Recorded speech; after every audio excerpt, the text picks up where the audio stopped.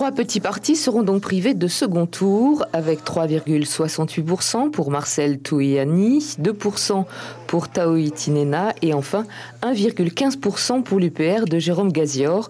Une dernière place qui satisfait pour autant le parti. Personnellement, je suis satisfait du score parce que je veux dire, pour un début, il y a 3 mois, on était une quinzaine. Aujourd'hui, on arrive à près de 1%. C'est vrai que ça ne fait pas grand-chose, mais pour nous, je trouve que c'est complètement honorable. Du côté des 2 autres formations, peut-être un regret, celui de n'avoir pas fusionné leur liste dès le départ. Mais Marcel Touihani et Taoï Tinena n'étaient pas sur la même longueur d'onde. J'ai appris une chose en politique, il ne faut jamais regretter. Il y a des résultats, des situations qu'il faudra prendre en considération. Vous savez que je me suis présenté aux législatives et on avait atteint pratiquement entre 5 et 7%. Et là, en mettant en place une liste d'union, de 5 à 7%, on est passé à 2%.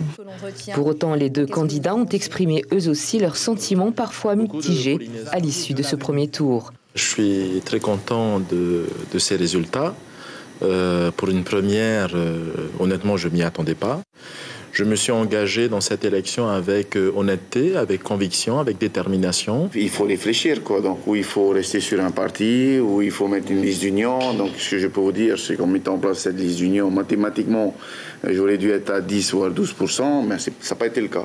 Reste que l'ensemble de ce que l'on appelle les petits partis représente 8500 voix bien séduisantes pour les 3 formations majeures. Le Tapura a déjà exprimé l'intention, par la voix de Jean-Christophe Buissou, de se rapprocher de ces petites listes pour, dit-il, travailler ensemble. Une manne électorale que ne devrait pas non plus délaisser le parti de Gaston Flosse.